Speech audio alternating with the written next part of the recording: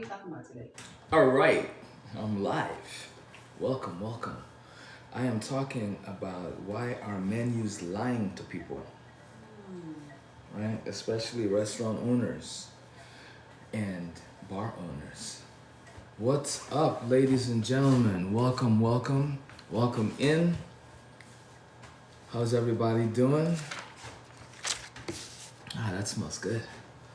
Alrighty, what's up, people? Welcome, welcome. Just a heads up, a disclaimer. Today we're talking to restaurant and bar owners. All right. So if you are a restaurant and bar owner, welcome. If you are not, also welcome. If you're thinking about having a restaurant or a bar, then you definitely want to tune in. All right. But yeah, that's what we're talking about today. So very, very important. All right. Matter of fact, let me get ready. I'm just gonna get my stuff prepped here while we have a little chit chat. So if you have a restaurant, right, or a bar and you have questions, this is the perfect place to be. All right, you can ask your questions. I've been cooking professionally for almost 30 years, right? So the restaurant life is my business. It's my baby. It's what I love to do. So hence this conversation we're having. All right. So very, very important. We want to touch on a few things, and I wrote down some notes because this is important, and I want to make sure that we go through everything. All right. Thank you so much for the love. All right. So the first thing I wanted to touch on was why the top selling ingredients on your menu, right? And like I said previously, this live is all about restaurant owners and bar owners, right? So think about it. Why does sometimes the top selling items on your menu don't really generate a profit? All right. And there's a simple reason behind that. And that reason is the fact that it costs way too much for you to produce that item on the menu. So if your top selling product on the menu carries up your food cost to 30%, right? Like you're literally spending way too much money to execute this dish. Even though it's your top seller, it shouldn't be on your menu because you're actually losing money by having this on your menu, right? Really, really important to think about. So you really want to double check what items you have on your menu and actually check what it's costing you to have these items on your menu, because I'm telling you, if it's costing you a lot of money, like if you're bringing in truffles, or you're bringing in, these beautiful white asparagus, or, you're bringing in some kind of ingredient that is, imported, like matcha only from Japan, then your cost is going to be very high because you're paying for a lot to produce that one item, right? So you want to make sure that even though it's your number one seller, you want to make sure that it's not actually costing you a whole bunch of money for you to produce, right? Because then you still have to think about labor. You still have to think about everything else that goes into selling that one product. Really, really important, right? So that's number one, right? In terms of why your menu is lying to you, right? Number two is versus menu size versus execution quality.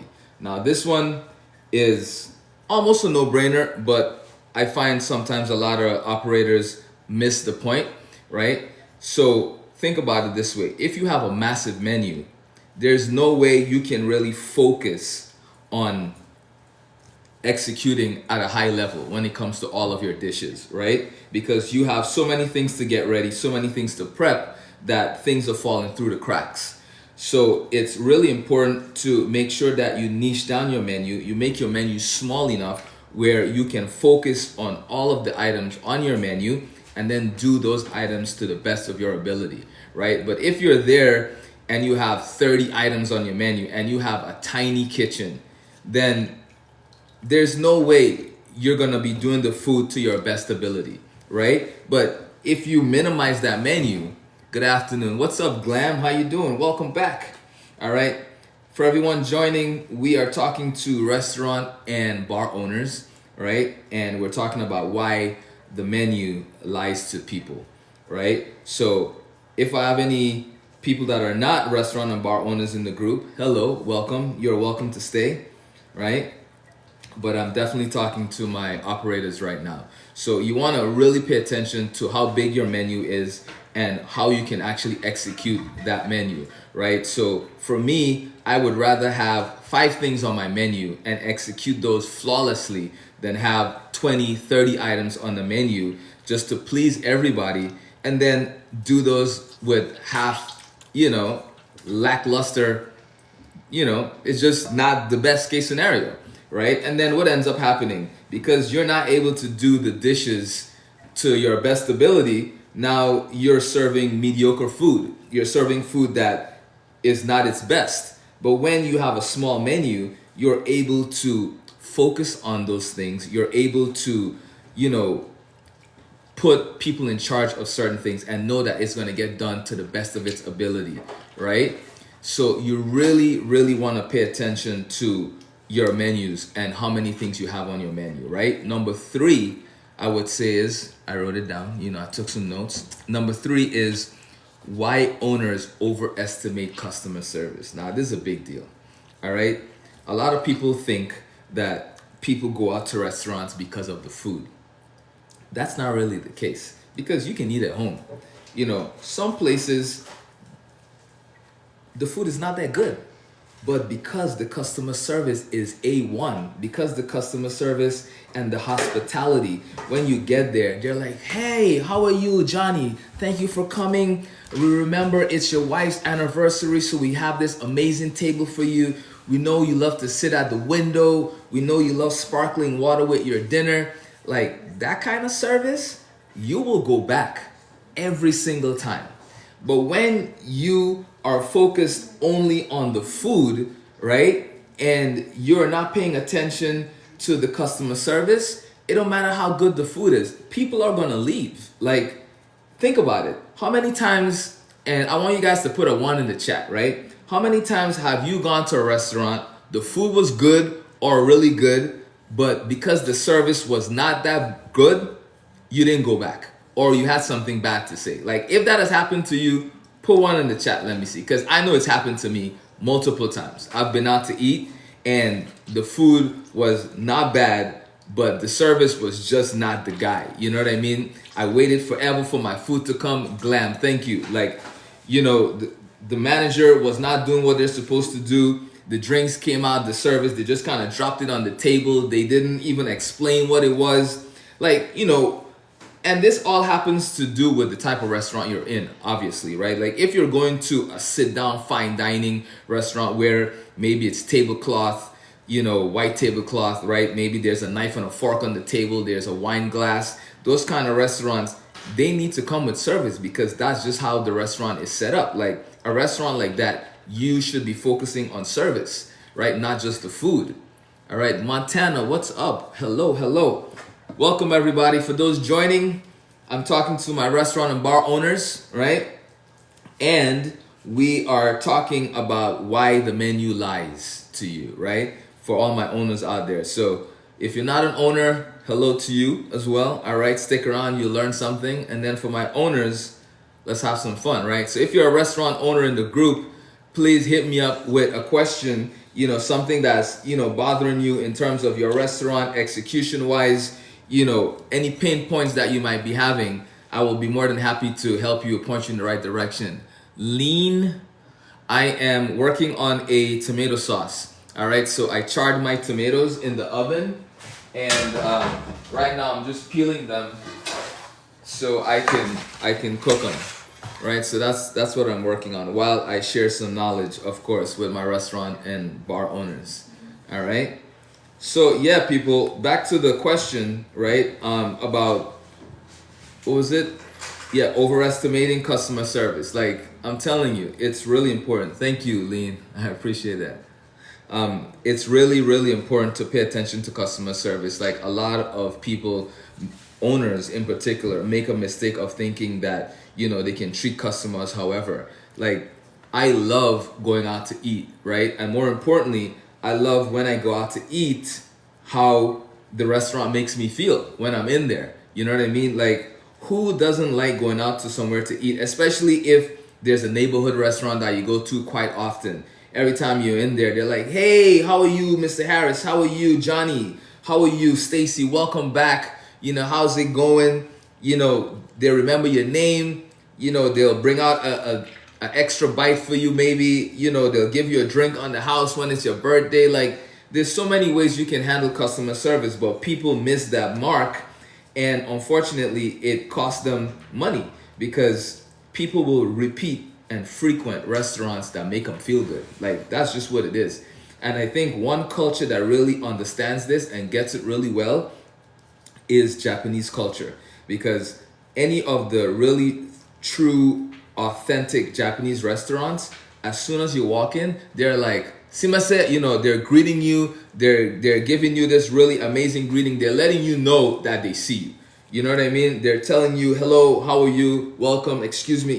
They're saying something, they're shouting, like they're letting you know that they're there, right? So it's really important I'm not saying this for every restaurant owner to do, right? You figure out what works, but it's letting the customers feel seen, right? That's the most important thing, letting customers feel seen, because when you can let a customer feel seen, I'm telling you have them for life. Like, literally, we kept going to the same restaurant for years because of how good it made us feel when we were there. You know what I mean?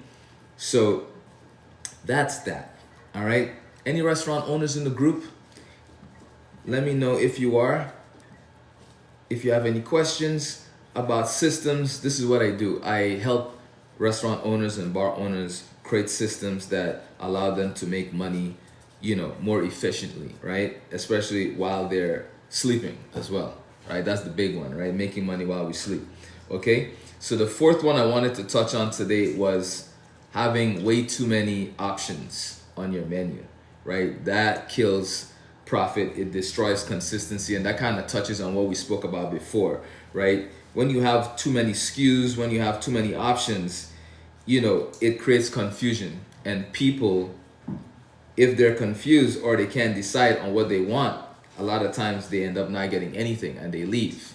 All right. So you really want to pay attention to how many options you have available for people to get, right? The goal is to give people enough options where they can make a decision without having confusion, because there is such a thing as buyer confusion, right?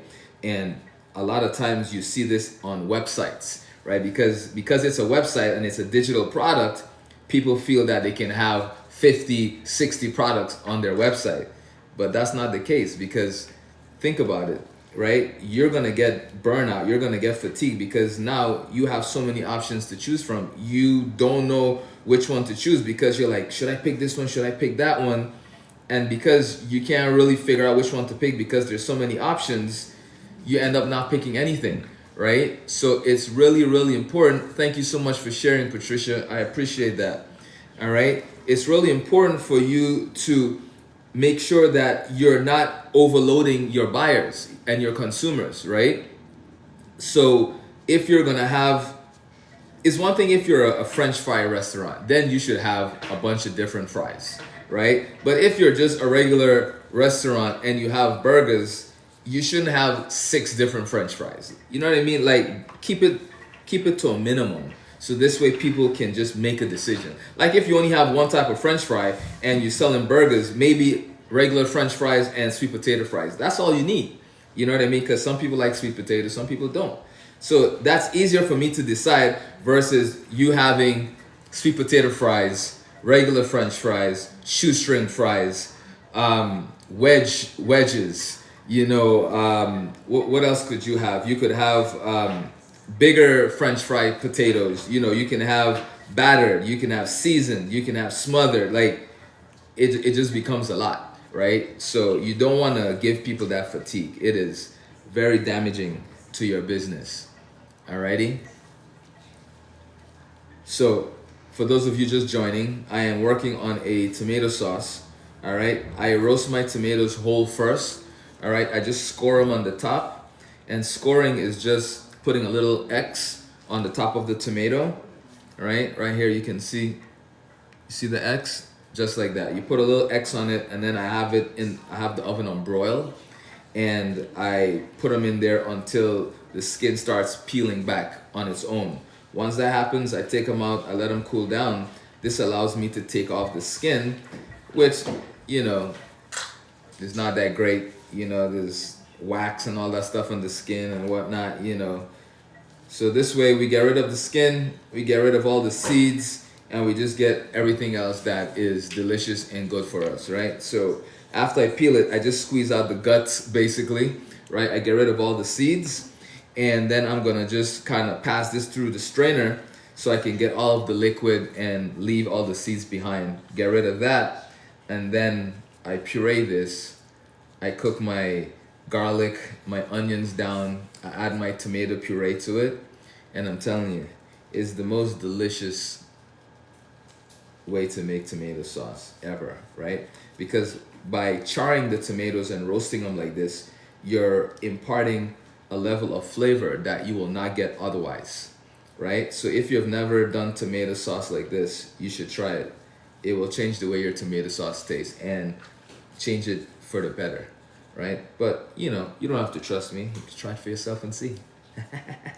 All right, so back to the restaurant business, people.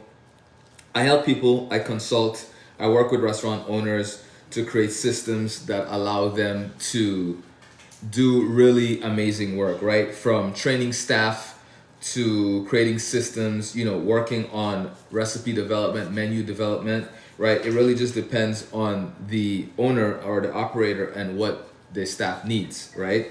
I've helped people to train wok stations, you know, Chinese food, stir fries, things like that, dumplings, all that stuff, or just basic training where it's recipe development. I've worked with people where they had amazing recipes, amazing dishes, but there wasn't a recipe book, right? So, you know, we do all kinds of work where we help implement systems and put things in place so that way if somebody calls out of work, you know, or only one person is versed in making a certain dish, we stop all that from happening, because the last thing you want is to have a restaurant where you have one cook, one chef that knows how to do everything and no one else does. Like, that is a recipe for disaster, right? And the last place I helped, that was their situation, right? They have been open since the 70s, and literally they had different chefs that knew how to make different things in the restaurant, and there wasn't one person that knew how to make everything. So there would be days that people will call out and we would have the 86 things on the menu because no one knew how to do it.